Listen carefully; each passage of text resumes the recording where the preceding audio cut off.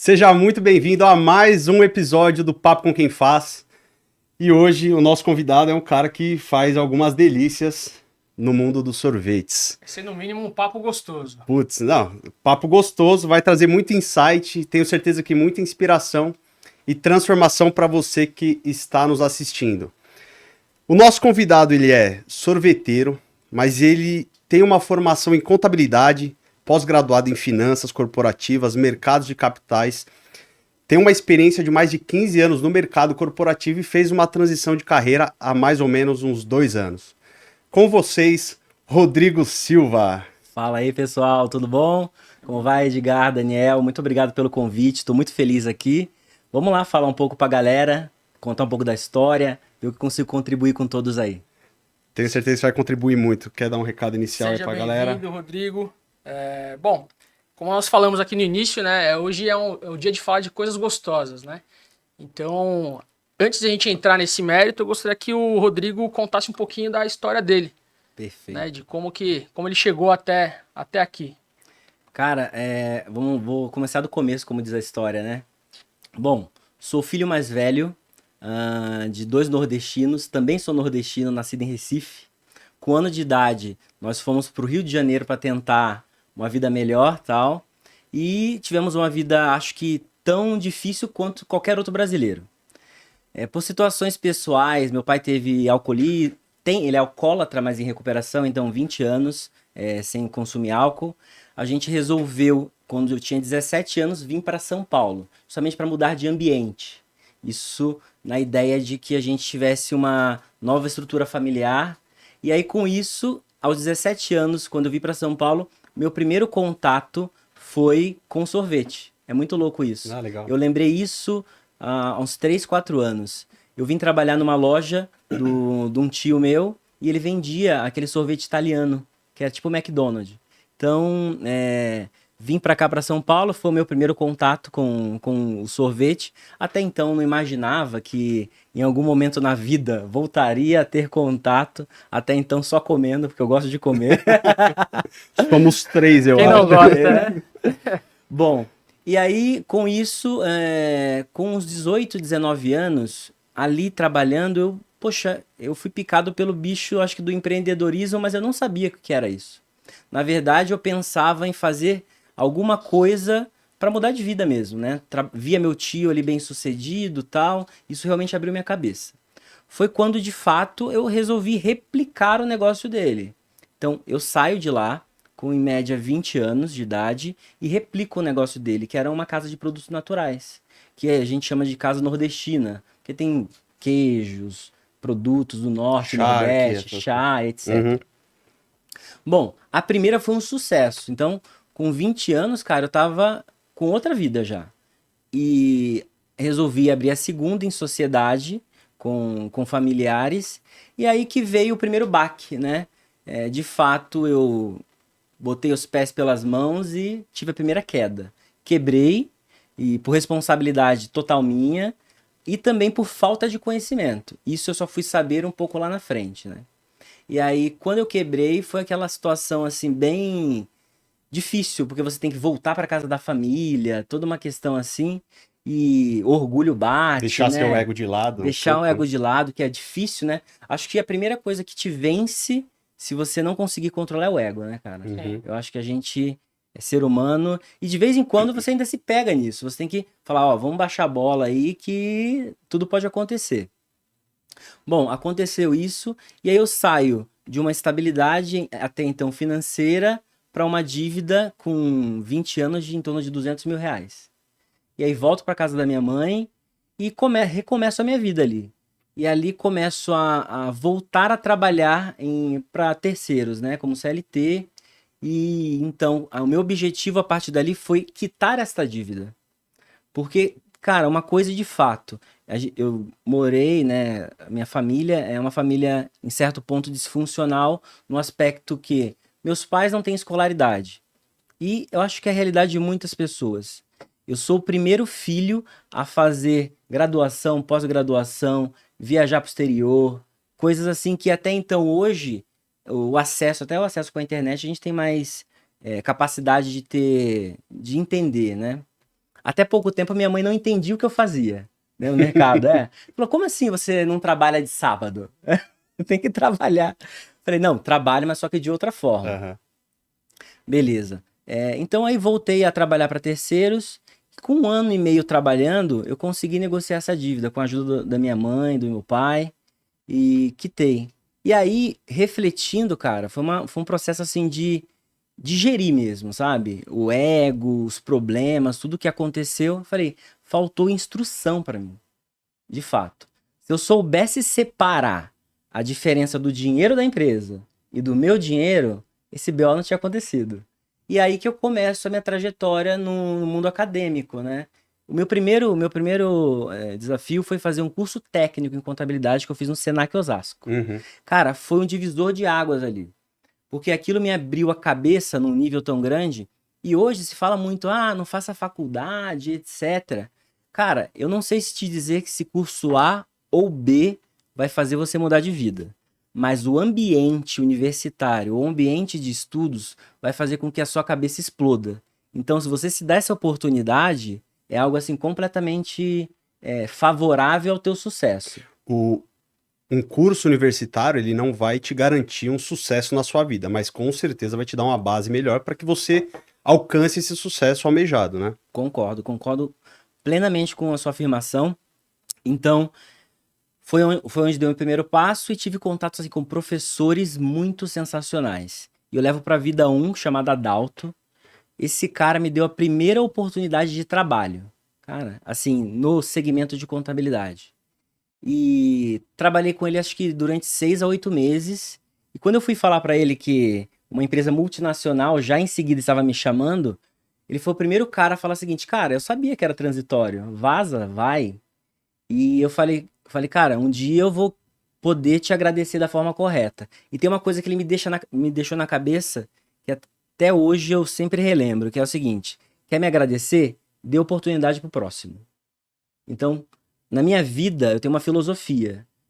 Não tenho uma religiosidade definida, mas eu acredito no bem. Então, assim, se eu não consigo te ajudar, cara, eu não vou te atrapalhar. Então, isso, pra mim, é a base de Boa. tudo Perfeito. que eu faço. É isso aí, Né? cara. Então, esse foi o começo, e a partir daí veio a vida acadêmica, né? Fui seguir para contabilidade, fiz bacharelado, depois as pós-graduações, e aí eu inicio no mundo corporativo de fato, né? Trabalhei durante 15 anos, como você disse, na área contábil, fiscal, também na parte financeira administrativa, então eu fiz de tudo um pouco, e até 2 anos atrás, de fato, eu estava no mundo corporativo, trabalhando numa empresa reconhecida, acho que no Brasil, Que é a I9, que é a Inove, do que é nosso a amigo empresa do João Paulo, João que foi o nosso Paulo. primeiro convidado aqui no podcast. João Paulo é uma figura sensacional e muito das coisas ali que ele fala eu posso corroborar, confirmar. Inclusive ele fez a minha entrevista, Que legal. ele me que entrevistou, legal. ele me contratou. Foi uma felicidade vê-lo aqui. Então, é isso. Esse começo foi assim mesmo.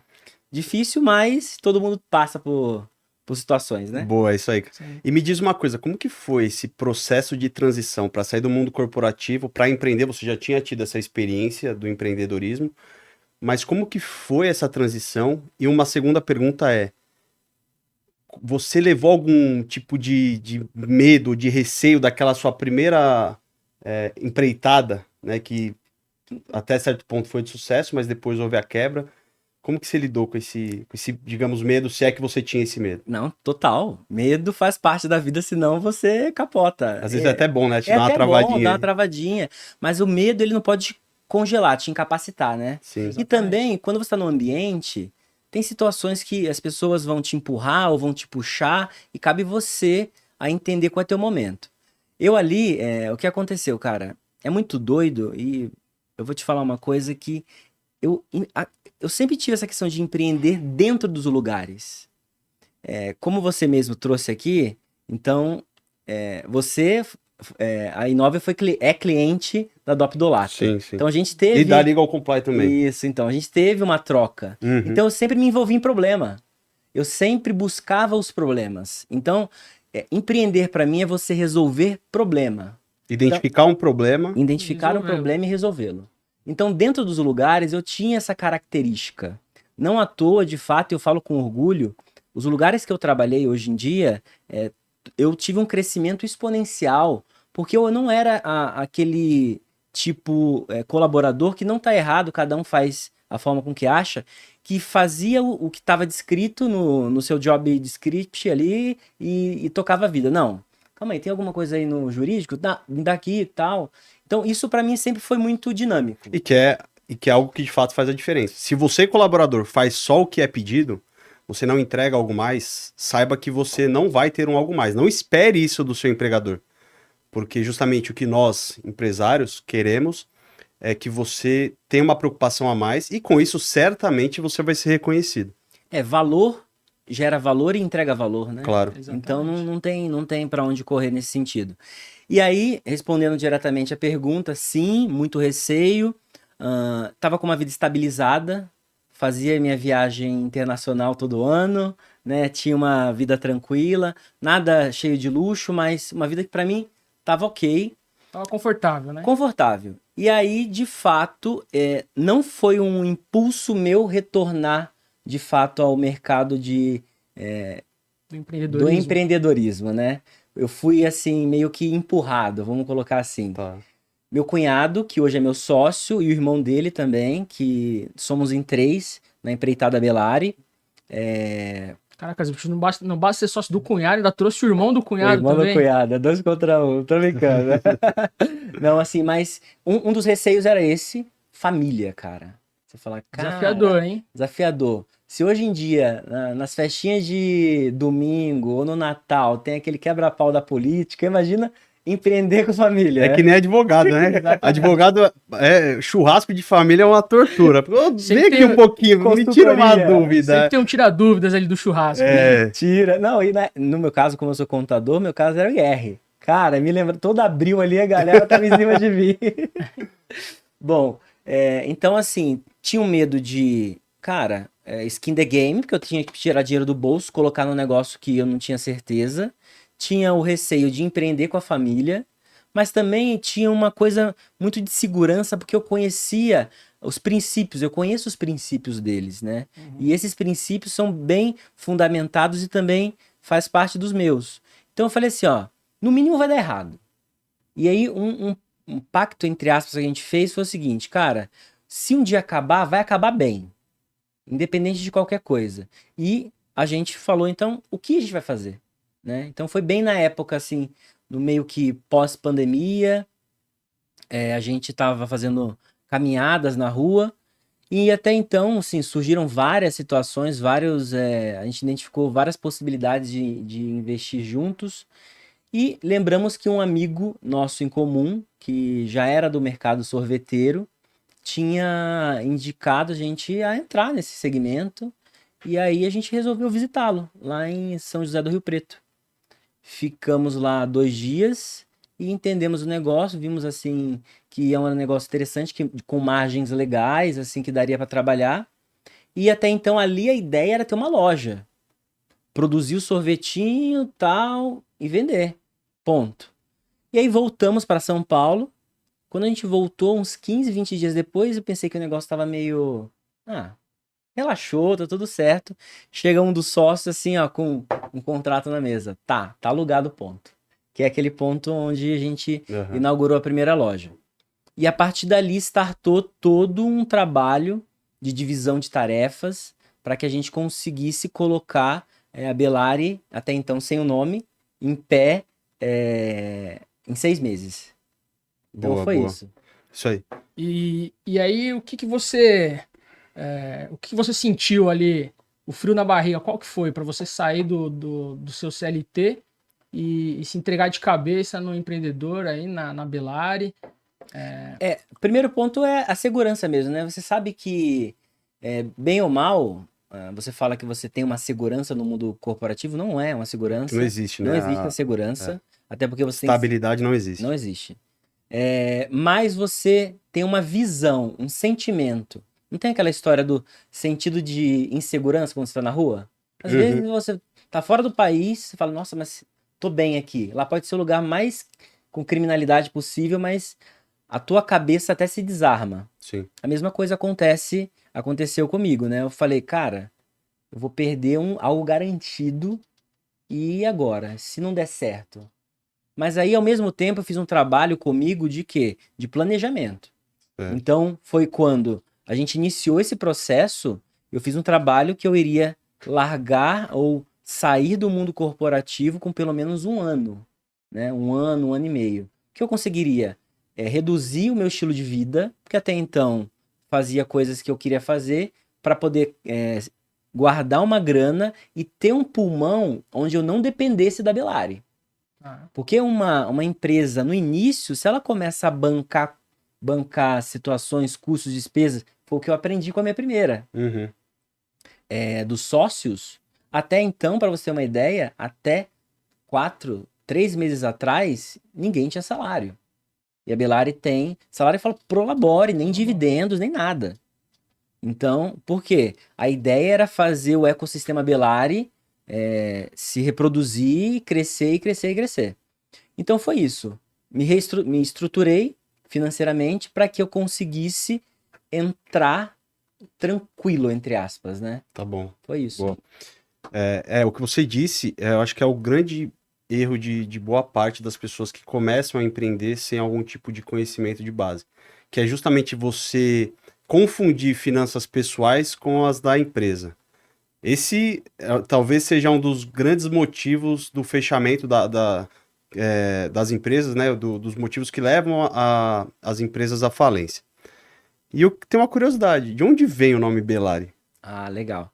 Então, como o Daniel mesmo disse, pô, mas cunhado, irmão do cunhado, que sacanagem, né? Alguma coisa boa tinha que vir daí. Ambos têm filhas, né? Então são minhas sobrinhas, a Isabela e a Larissa. Então a gente fez a união desses dois nomes, como é uma empresa familiar, então ficou Belari por Isabela e Larissa. Bela e Lari. Então Bacana. surgiu. E a galera acha que é italiano. Nossa, de onde você tirou esse sobrenome? Não, gente. É família. Boa, é isso aí. Família, exato. E é muito que representa. Eu sou frequentador, sou o maior fã de uma das lojas do Rodrigo. E é de fato, você entra lá, a gente tem essa percepção, né, de que é uma família, a cultura de vocês é maravilhosa, assim, é algo que é invejável, inclusive. E você comentou lá atrás que a sua mãe, ela até pouco tempo atrás não sabia o que você fazia e que ela tinha essa ideia de que, pô, você não trabalha aos sábados. Como foi? Você teve apoio da sua mãe, do seu pai, da sua família, quando você falou assim, ó, vou empreender, vou sair do CLT e vou empreender? Assim, eu não vou te dizer apoio, mas eu não vou te dizer também que não ajudaram. A minha mãe, ela tinha um interesse muito grande, porque eu tinha uma ideia de, em alguns anos, mudar para fora do país, Uhum. né, para fazer alguma coisa diferente e tal. E aí, a minha irmã, em conluio com a minha mãe, obviamente, se juntaram para dar força para que eu empreendesse, porque isso me faria ficar no país, né? Então, de fato, da minha mãe e do meu pai eu tive apoio, sim, Até porque, depois de tudo isso que eu contei para você, que passou, eles entenderam que eu tinha capacidade. E eu acho também, trazendo um pouco daquilo que eu respondi sobre a última pergunta, o que me fez sair com mais tranquilidade é olhar para trás e ver que eu construí alguma coisa, Uhum. né? Porque às vezes a gente não olha para trás e vê, cara, deixa eu parar um minuto. A gente sempre quer mais. Mais, mais, mais. Mas você fala, cara, mas se eu já fiz uma vez, eu sei fazer de novo. Então, se der ruim, eu vou conseguir. E para mim, não tem tempo ruim, de verdade. Quando eu fiz a migração de carreira, eu saí de um certo status de vida, tive que baixá-lo, e, cara, eu fui botar barriga no balcão. Eu fui fazer sorvete, eu fui estudar, eu fui atender cliente, servir mesa, limpeza, e não tem problema. Isso fez com que, de fato, qualquer tipo de resquício de ego que eu tenha, obviamente todo mundo tem, fosse reduzido ao máximo. Hoje você vai me ver lá aos domingos trabalhando, correndo desesperado para cima e para baixo, porque sábados e domingos, feriados são assim situações fora do comum. É, Então é isso. boa. Aproveitando que você falou, você vai me ver aos sábados, sigam ele lá. Qual que é seu arroba? É Rodrigo, esse sou eu. Esse sou eu, boa. E da Belari? Belari é Belari Gelato ou Belari Brasil, que é a centralizadora de todas as unidades. Boa, a gente vai falar sobre isso daqui a pouquinho. Cara, ouvindo aqui a sua história, eu fiquei com a percepção que, na verdade, você sempre teve essa veia empreendedora, né? Até porque você contou que dentro das empresas pelas quais você passou, você microempreendia ali dentro, né? Então, a gente pode afirmar que sempre foi um sonho seu, talvez guardado ou descoberto há pouco tempo, a situação do empreendedorismo? Eu não vou te falar sonho, porque eu acho que seria algo bem idealizado. Olha, quero chegar, tal. Não, mas eu tinha uma inquietude de poder crescer, cara. Eu tive uma situação de escassez muito grande na minha infância, na adolescência, que eu não queria mais aquilo. Eu queria, e o meu principal objetivo, cara, não vou ser aqui falso modesto, era ganhar dinheiro. Eu tinha que ganhar dinheiro. Pra quê? Pra não voltar para aquela situação que eu estava. Esse mindset é importantíssimo. Era dinheiro, basicamente. Por que eu falo isso? Porque acho que depois de um certo ponto, né, que você, vai lá, conseguiu suprir as necessidades básicas, conseguiu construir algum patrimônio, você vai para um ideal, Uhum. naturalmente. Mas até então, meu foco era dinheiro. Por isso que eu empreendia nas empresas. Porque eu sempre tive essa cabeça de investimento. Eu falei, calma, se eu colocar R$ 1 em ação, ele vai me voltar dividendos. Se eu colocar mais 1 minuto de tempo e mais esforço, eu vou gerar valor. Se esse valor não voltar, cara, então aqui não é um terreno fértil. Se não é um terreno fértil, eu vou pro próximo. Obviamente que toda essa estrutura não existia na minha cabeça. Hoje eu consigo entender, mas era mais simples. E é algo que você leva para sua empresa hoje Hoje, para os sim. seus colaboradores. Total. A gente lá tem alguns princípios. Um deles é fazer menos com mais. Não. Perfeito. Fazer mais, Mais com com menos. menos. Fazer mais com menos. Por que a gente fala isso? Cara, porque às vezes a gente tá num ambiente. Aí tá aquela luz ligada. Sem necessidade, cara. Pra que eu vou pagar aquela energia? Não faz parte da minha estrutura de custo, né? Eu vou desperdiçar um alimento XPTO. Não compro isso daqui. Por isso que a gente faz um controle muito grande. A Belari, ela tem uma característica, os franqueados, eles podem até afirmar que é redução de custo. A gente tenta ao máximo entregar um produto com um custo menor, né, com toda a qualidade necessária para que ele consiga ter um valor bom e uma margem interessante lá na ponta. A gente sabe que esse ecossistema tem que se retroalimentar. Legal. É gelato ou é sorvete? Boa, isso é uma dúvida. E qual é a diferença? A diferença Entre ambos. de um pro outro. Cara, vamos lá. Sorvete é a tradução do nome gelato. Gelato é sorvete em italiano. Ponto. Ó, a ignorância do Não é perguntador ignorância. aqui, do Não é. entrevistador. Não é ignorância, não, porque assim, hoje na mídia se faz muito marketing forte gelato, porque nessa palavra carrega qualidade, né? Em tese. Obviamente que tem gelatos formulados de péssima qualidade, mas o nosso é gelato porque a estrutura e a formulação dele é feita com base no gelato italiano. E eu chamo de gelato porque todos os insumos que a gente utiliza são insumos de boa qualidade e a gente não utiliza nenhum tipo de gordura hidrogenada, nenhum tipo de aditivo químico ou conservante. Então isso faz com que o tempo de prateleira seja menor. Então é um produto que tem que ter uma boa rotatividade. Por isso que quando você prova, ele tem uma textura diferente, uma sensação térmica diferente. Então ele tem menos teor de gordura, menos teor de açúcares. E você chegou aí para Itália para ter uma noção de tudo, de toda a fabricação, de como que era o gelato, né? Sim. Quando a gente resolveu fazer esse desafio para todos aí, eu estudei aqui no Brasil, fiz alguns cursos, também fiz alguns cursos online com italianos, mas o próximo passo foi ir para a Itália para ter esse contato. Então eu fiquei em torno de 1 mês na Itália, fazendo o tour Roma, Veneza, Firenze, onde que de fato nasceu o gelato, né? Lá nos primórdios. E isso foi muito bom para uma base cultural. E até para entender que o gelato, ele tem suas características de lugar para lugar. Se eu levar um gelato brasileiro para a Itália, provavelmente a chance de sucesso não é tão grande. Porque o paladar europeu é bem diferenciado. E não estou falando que é melhor ou pior.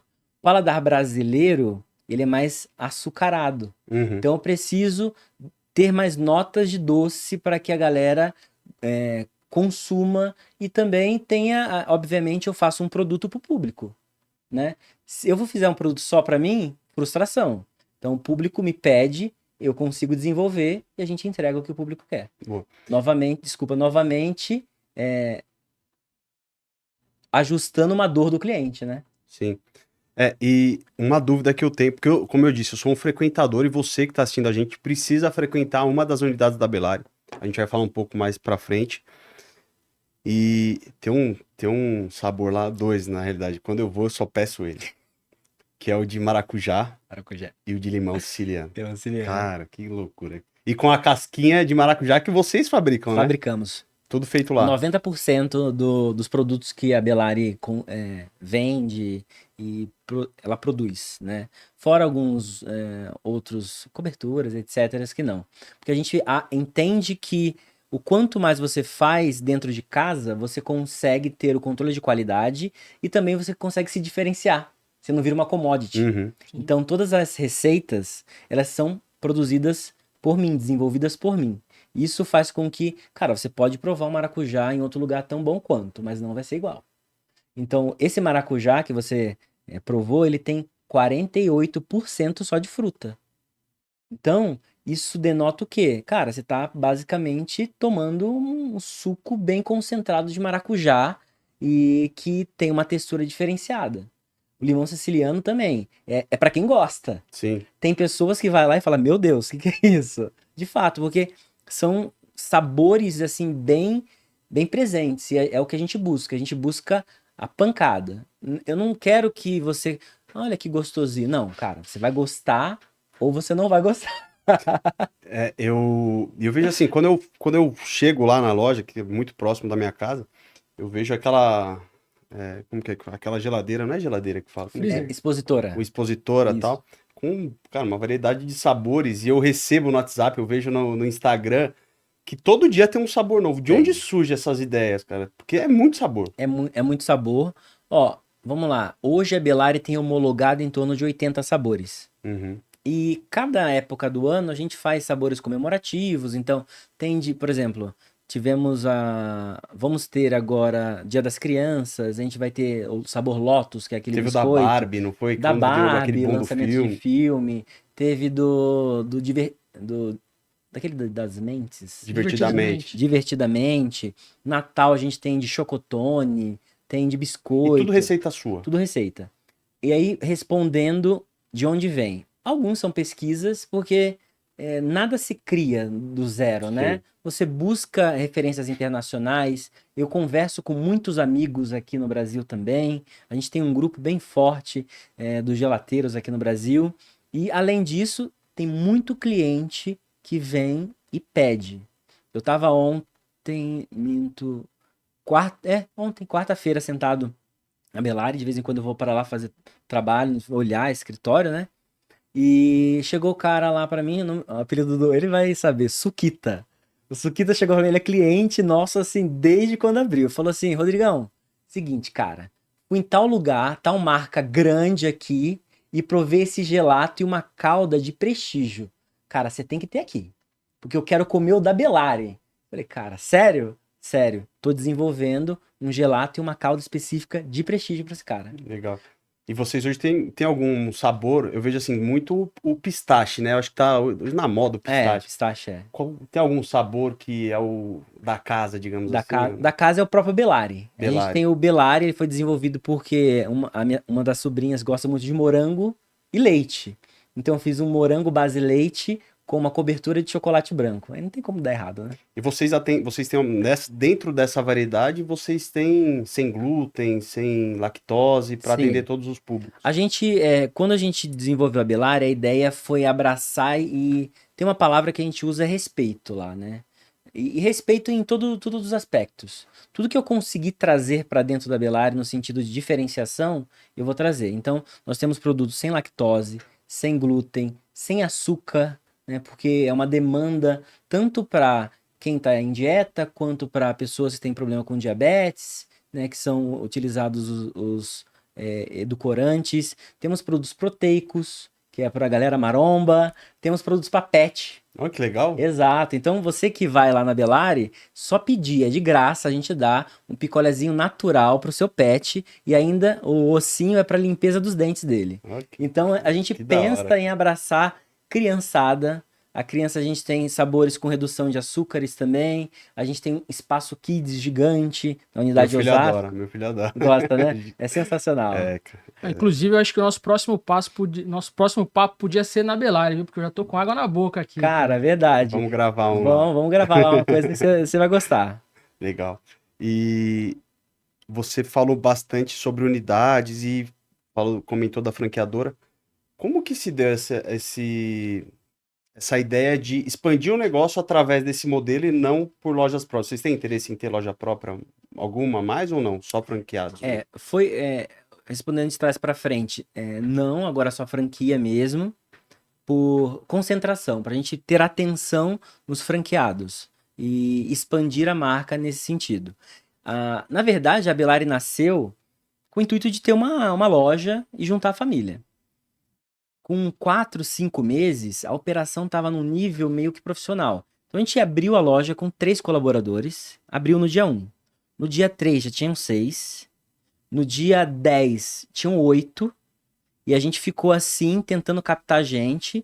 E aí, quando foi no 4º mês, a gente já estava com 16 pessoas, e o negócio crescendo, a demanda, a loucura, e a gente não estava conseguindo ter uma visão assim de crescimento ali. Então, o que eu fiz? O que a gente resolveu fazer? Poxa, esse modelo é um modelo interessante.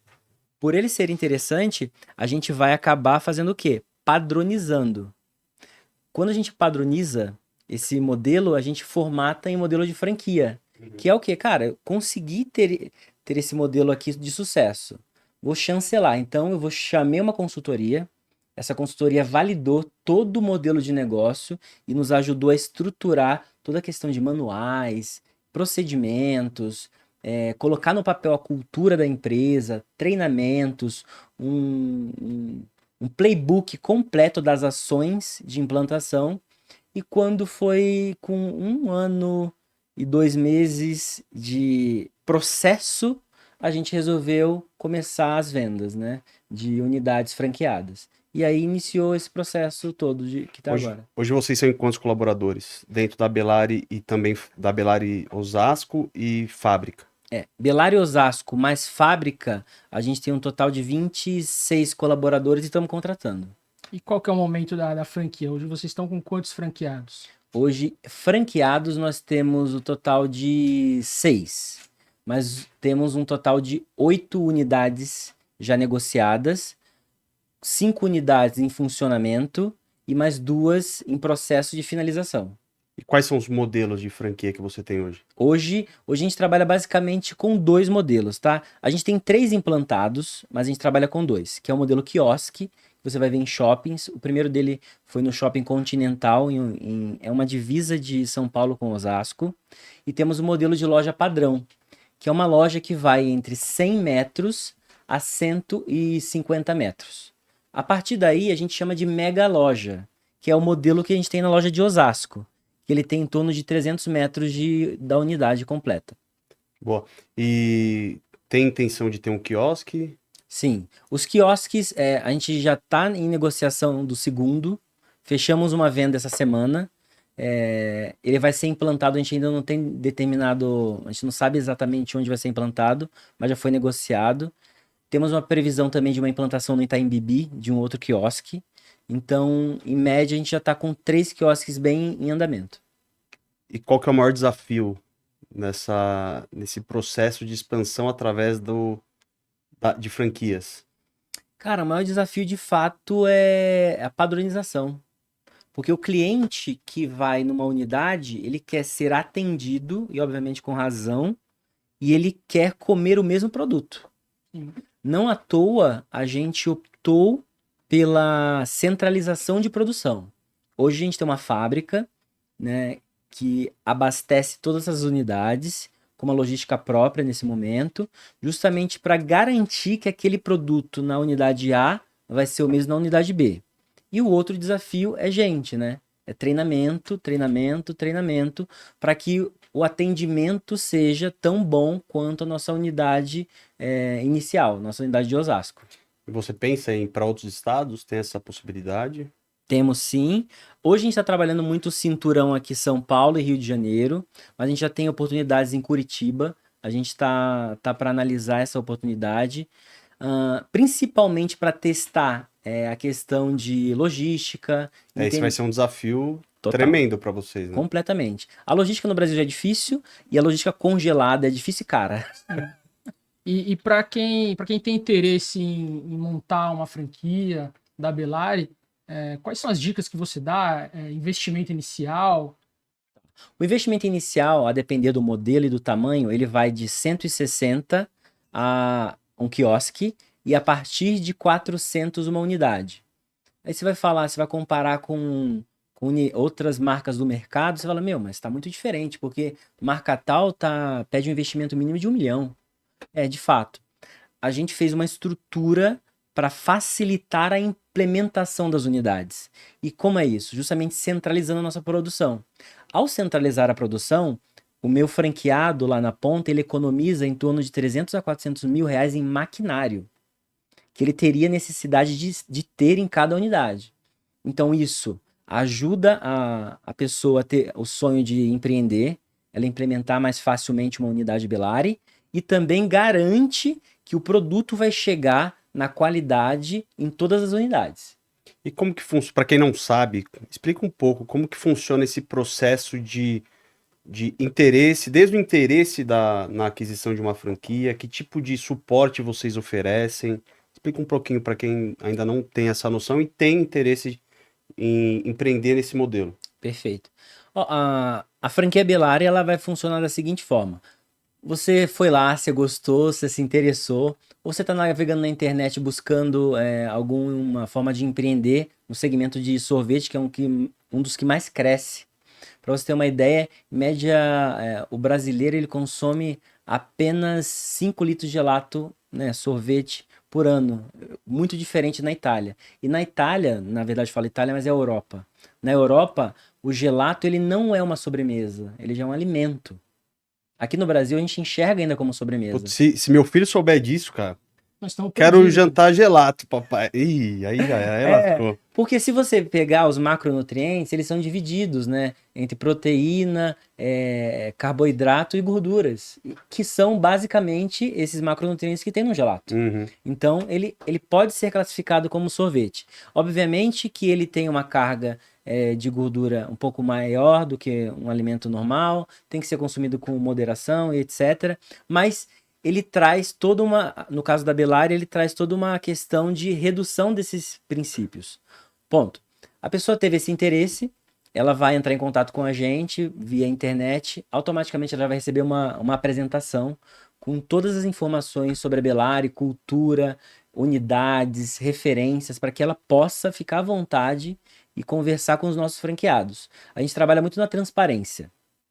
Então, se sentiu à vontade, nossa equipe comercial vai entrar em contato e vai marcar a primeira reunião, na qual a gente vai abrir os números e vai falar, olha, unidade A, B, C performou dessa forma, isso daqui é uma previsão de como a unidade se comporta, não é garantia, até porque a gente vende o formato, a gente não vende a garantia de sucesso. A gestão é por conta do franqueador, né? Do franqueado, perdão. Isso. Mas vocês dão suporte, evidentemente, mas toda a gestão é com Total. ele, né? Não dá Pra você pra ter uma garantir ideia, isso. não, eu não consigo garantir sucesso porque tem a questão do controle, né?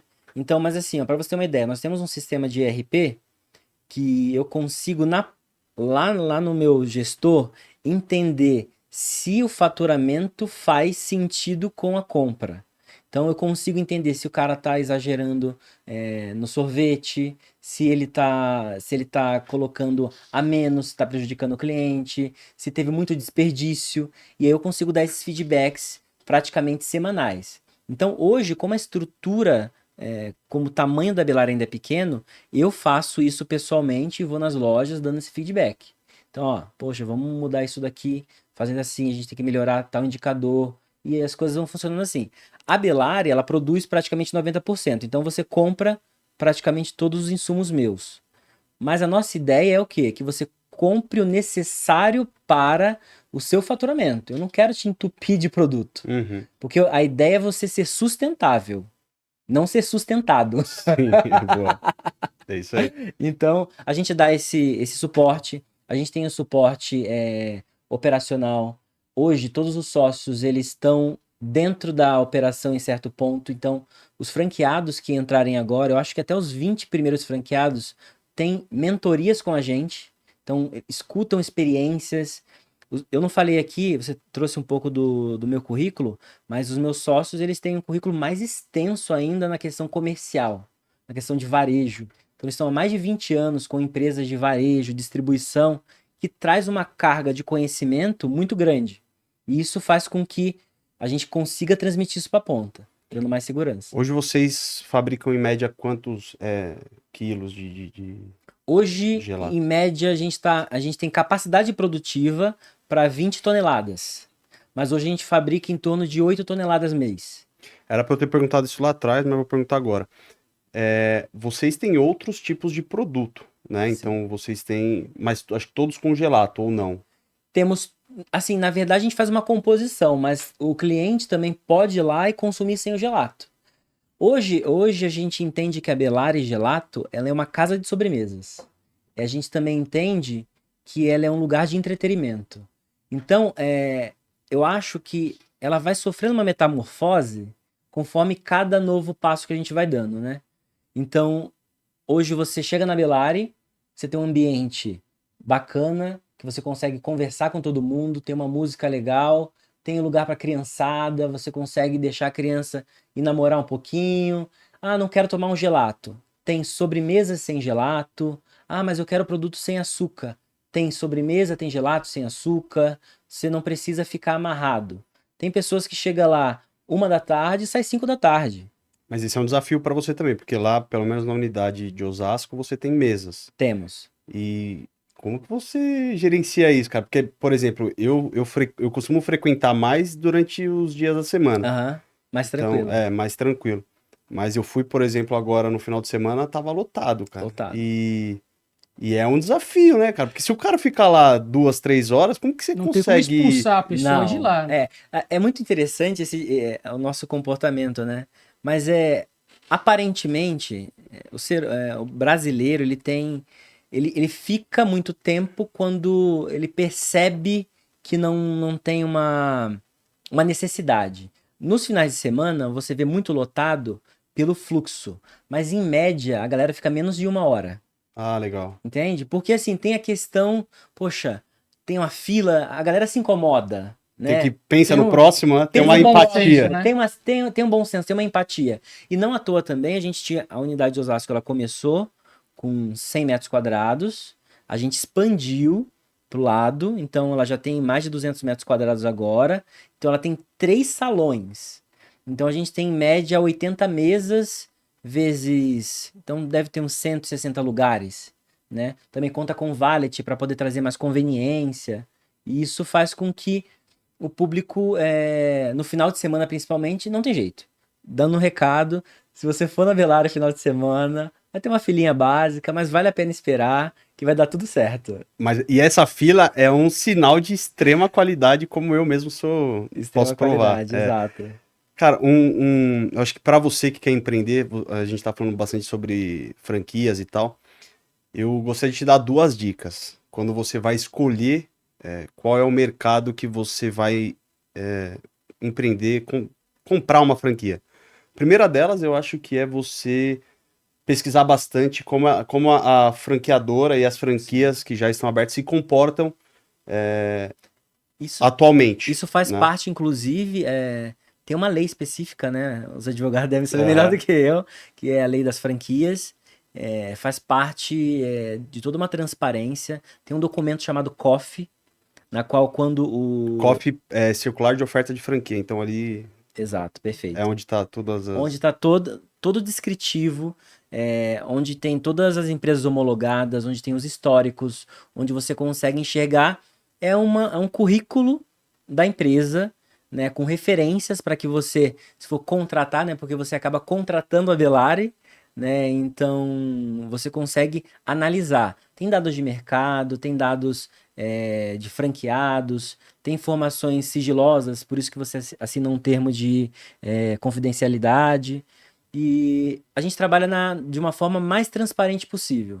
E muitas vezes a gente deixa de vender porque entende que determinado perfil de franqueado não vai ser compatível com aquele trabalho. Não tá maduro, às vezes, o suficiente para... Não está maduro ou ainda não entendeu que é um trabalho árduo.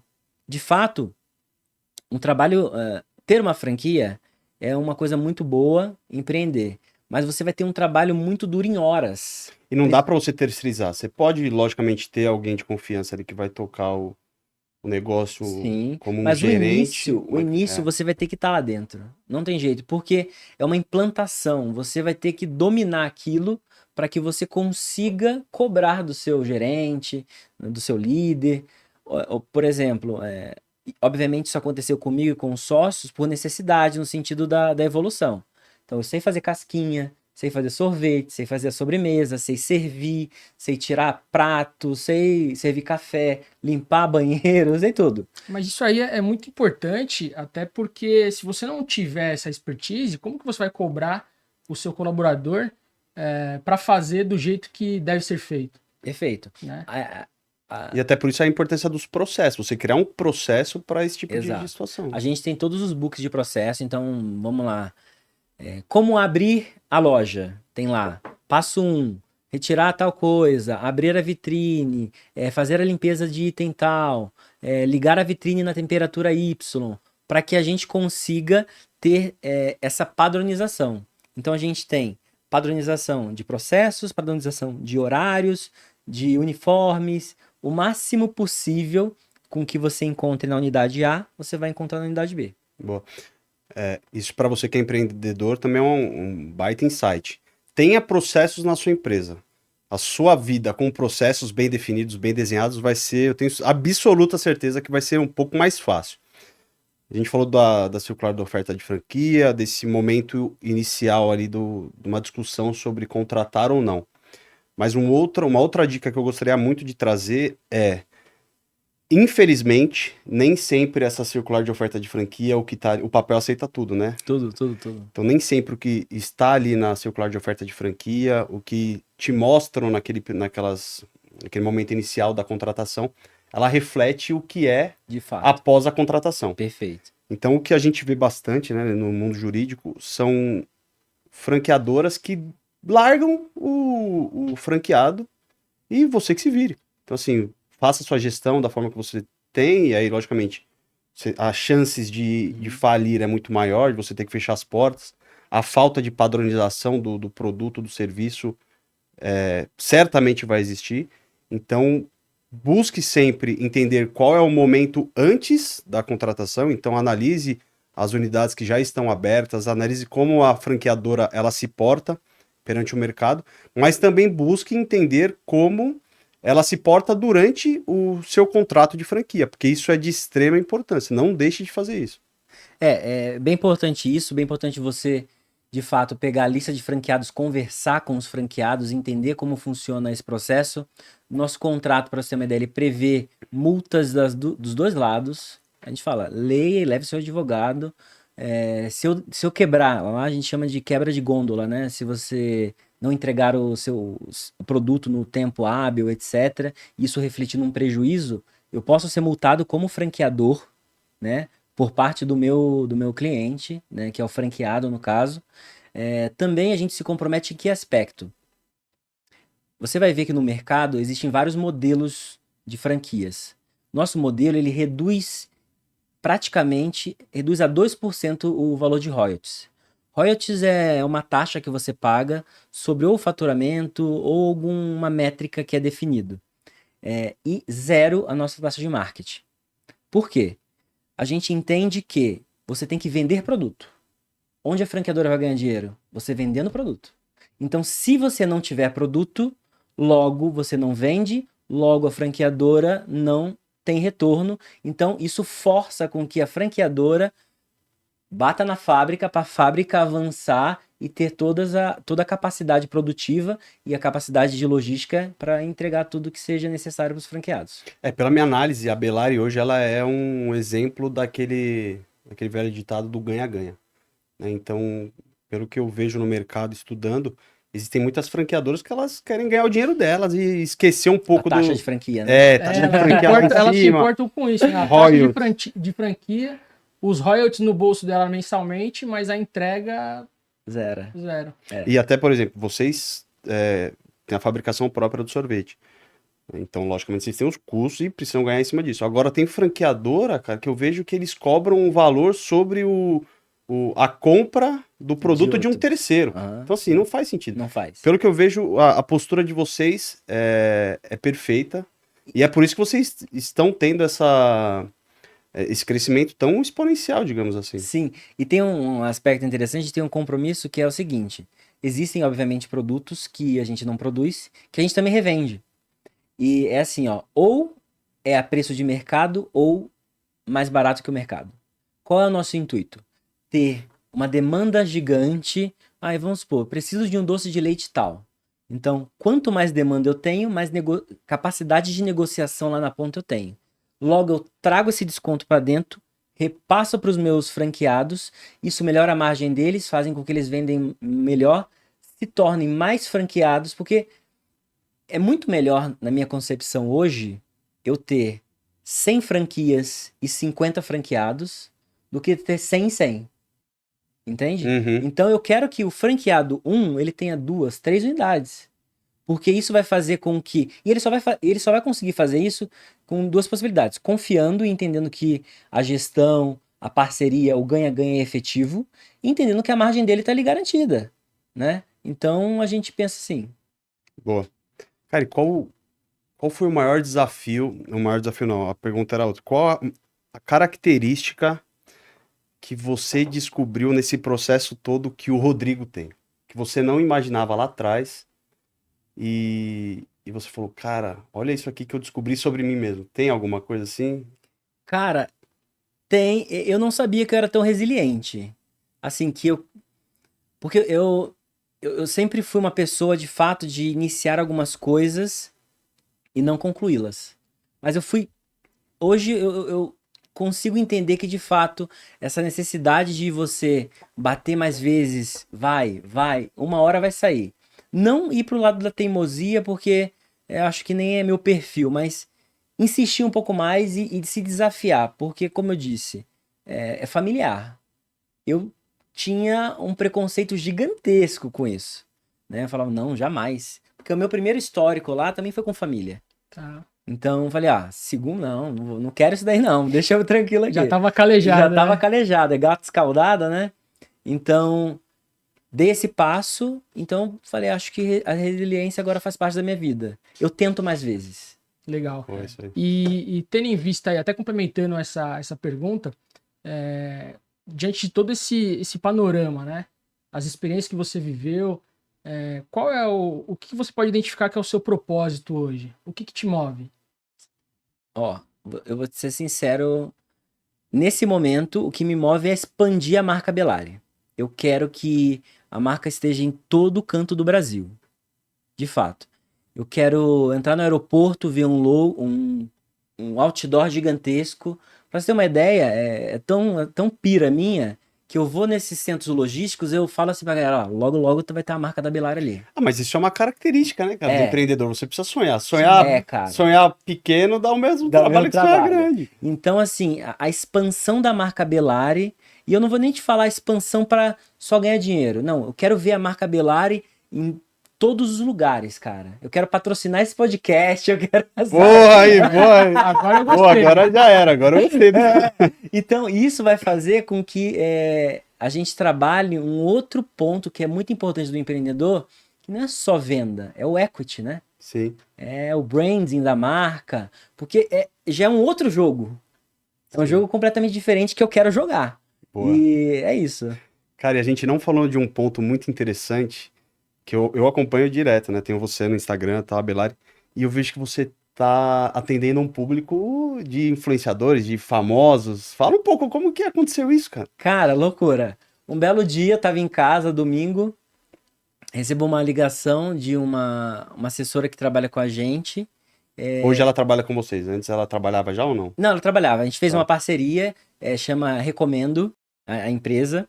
E uma outra assessora que até então eu não conhecia entrou em contato com ela, que é a Eliana, dos Dedinhos, queria fazer o aniversário e levar um gelato pra família, etc., no aniversário do filho Arthur.